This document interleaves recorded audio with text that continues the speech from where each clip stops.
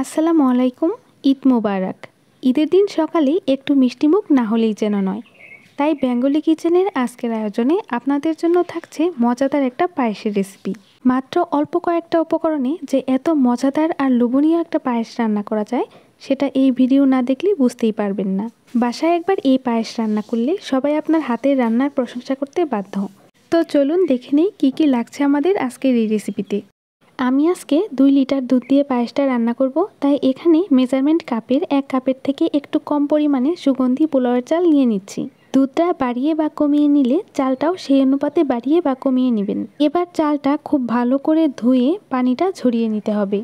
এখানে নিয়েছি 10-12টার মতো কাজু বাদাম, আর বাদামটাকে এভাবে মাঝখান দিয়ে 2 ভাগ করে নিয়েছি।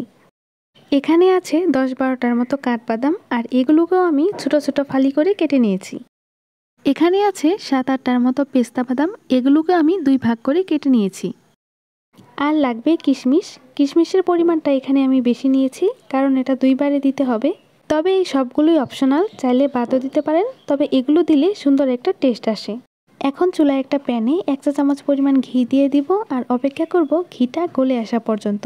চেষ্টা করবেন এখানে ঘিটাই ব্যবহার করতে, কারণ ঘি দিলে দারুণ একটা স্মেল আসে। ঘিটা গলে গিয়ে গরম হয়ে এলে এরপর একে একে এর মধ্যে কাজু বাদাম, কাঠবাদাম, পেস্তা বাদাম আর কিশমিশগুলো দিয়ে দিব। তবে কিশমিশটা এখানে আমি অর্ধেক ব্যবহার করছি, বাকি অর্ধেক পরে পায়েসের মধ্যে দিব। এখন এগুলোকে ঘিয়ের মধ্যে ভালো করে নেড়েচেড়ে ভেজে নিব। 3-4 মিনিটের মতো ভাজলেই দেখবেন এগুলো থেকে দারুণ একটা স্মেল বের হবে আর সুন্দর একটা ব্রাউন কালার চলে আসবে। আর চুলার আঁচটা অবশ্যই মিডিয়াম টু লোতে রেখে ভাজতে হবে, নাহলে কিন্তু এগুলো পুড়ে যাবে। ভাজা হয়ে এলে এবার এগুলোকে প্যান থেকে তুলে নিব। এবার ওই একই প্যানে দিয়ে দিচ্ছি 2 লিটার পরিমাণ দুধ। এখানে আমি গরুর দুধটা ইউজ করেছি, চাইলে গুঁড়া দুধ বা অন্য যে কোনো ফুল ক্রিম মিল্কও ইউজ করতে পারবেন। চুলার আঁচটা মিডিয়ামে রেখে অপেক্ষা করব দুধটা একটু গরম হয়ে আসা পর্যন্ত।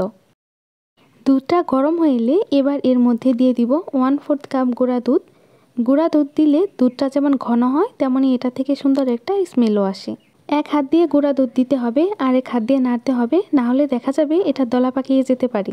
অনেকে দুধে বলক আসলে তারপর গুঁড়া দুধটা দেন, এভাবে দিলেও কিন্তু গুঁড়া দুধটা দলা পাকিয়ে যেতে পারে, তাই চেষ্টা করবেন দুধটা একটু গরম হয়ে আসলেই গুঁড়া দুধ দিয়ে দিতে। দুধে বলক চলে এসছে, তবে এর মধ্যেও এটাকে আমি বেশ কয়েকবার নেড়ে চেড়ে দিয়েছি, না হলে কিন্তু এটা নিচ থেকে পুড়ে যেত। এবার সেই আগে থেকে ধুয়ে রাখা সুগন্ধি পোলাওয়ের চালটা এর মধ্যে দিয়ে দিব, আর ভালো করে এটাকে নেড়ে চেড়ে দিব। এখন অপেক্ষা করব চালটা সেদ্ধ হয়ে আসা পর্যন্ত। এ পর্যায়ে চুলার আঁচটা অবশ্যই মিডিয়াম টু লোতে রাখতে হবে, কারণ মিডিয়ামে বা হাইতে রাখলে দেখা যাবে দুধটা শুকিয়ে যাবে কিন্তু চালটা সেদ্ধ হবে না। আর মাঝে মাঝেই এভাবে একটু নেড়ে চেড়ে দিতে হবে, না হলে দেখা যাবে চালটা নিচ থেকে লেগে যাবে।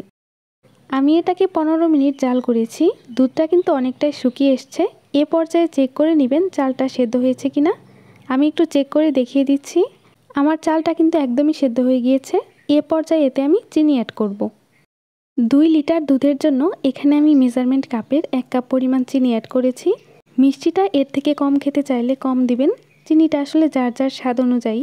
এবার সব কিছুকে খুব ভালো করে একসাথে মিশিয়ে নিচ্ছি।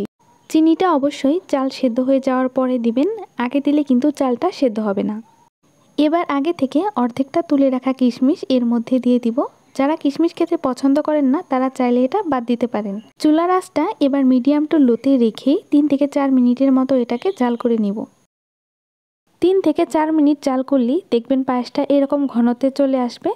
তবে এটা ঠান্ডা হওয়ার পর কিন্তু আরও একটু ঘন হয়ে যাবে, তাই ঠিক এই পর্যায়ে আমি চুলাটা অফ করে দিচ্ছি।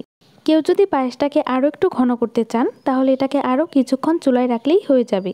এবার এগুলোকে একটা বাটিতে পরিবেশন করে দেখাচ্ছি। ব্যাস তৈরি হয়ে গেল মাত্র অল্প কয়েকটা উপকরণে একদম রাজকীয় স্বাদের মজাদার পায়েস। এবার আগে থেকে ভেজে রাখা বাদাম আর কিশমিশ দিয়ে এটাকে ডেকোরেশন করে নিচ্ছি। আজকের রেসিপিতে আমি কোনো লবণ বা গরম মশলা ইউজ করিনি।